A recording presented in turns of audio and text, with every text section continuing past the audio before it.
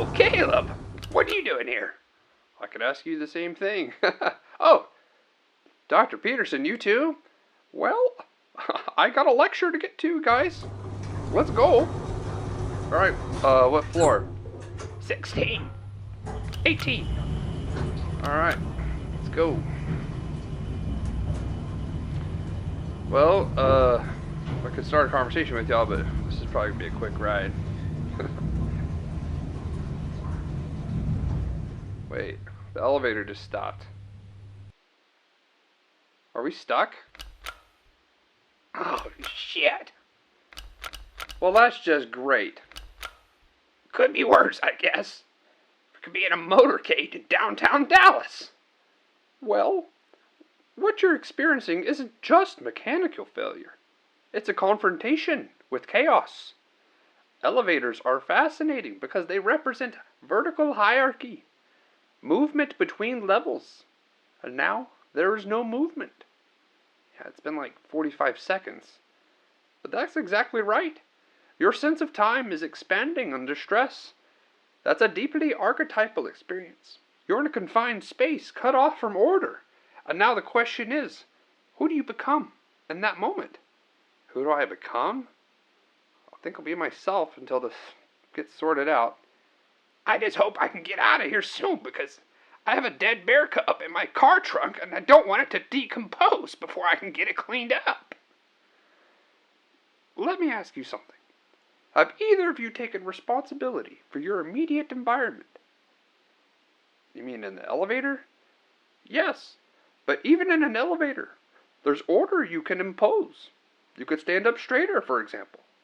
I am standing. Stand better. You hear that? What, the humming? Yeah, that's not random. Hope it's nothing bad. It's interesting, though, the hum. It's like a reminder that there's still structure beneath the chaos. The system hasn't collapsed entirely, it's just paused. You know what this is? It's a test. Systems fail and people either panic or they start asking questions. I got a question. Do either of you know how long it normally takes for an elevator to get fixed? Well, here's the thing. Waiting is not passive. Waiting is an active confrontation with the unknown. I've been in situations like this before. You just stay calm, take your shirt off, conserve energy. You ever notice animals don't get stuck in elevators? Well, they don't use elevators. Exactly. They don't need them. A raccoon, for example, if it gets trapped, it adapts immediately. It finds a way out. Well, that's actually very interesting. Because what you're describing is the difference between instinct and abstraction. Humans build systems, you see. Animals operate within them. And now, your system has failed you. That flicker, that's stress on the system. Animals sense that kind of thing instantly. Horses would already be reacting. If there was a horse in here, we'd have bigger problems. But imagine the horse, right? Because that's a powerful archetypal image.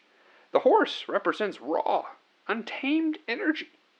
And what you're dealing with here is constrained energy. You're the horse, metaphorically, in the elevator. I don't feel like a horse.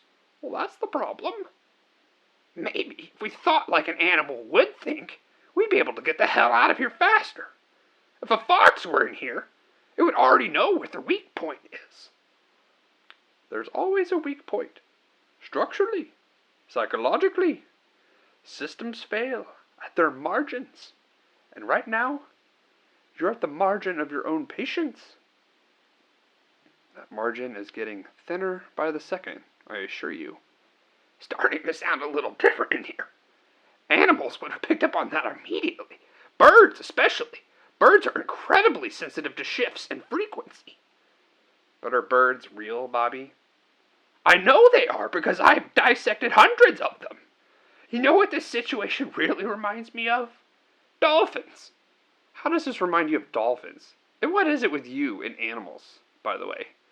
Dolphins communicate through pressure changes. They'd be coordinating a solution.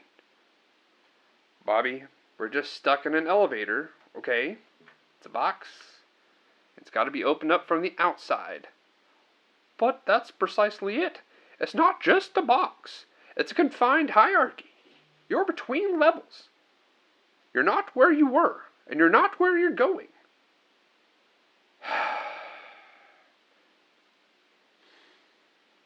Silence can be more destabilizing than noise. At least noise implies structure. Silence, that's the void. We are not in the void, Dr. Peterson. We are in an elevator. You know what would survive this? Oh, what now? Cockroaches. That's actually quite profound. The things that persist aren't always the things you expect. Resilience often looks unpleasant. I don't feel like we are making any progress here. You know, this is actually a perfect metaphor for life. You think you're moving upward, progressing, and then suddenly you're halted. And in that moment, you're forced to reckon with who you are, absent of progress. Oh, awesome, finally. See? There you go. Order reasserting itself out of chaos.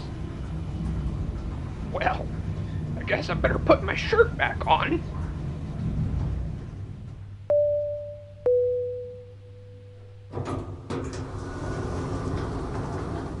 I am never taking an elevator ever again.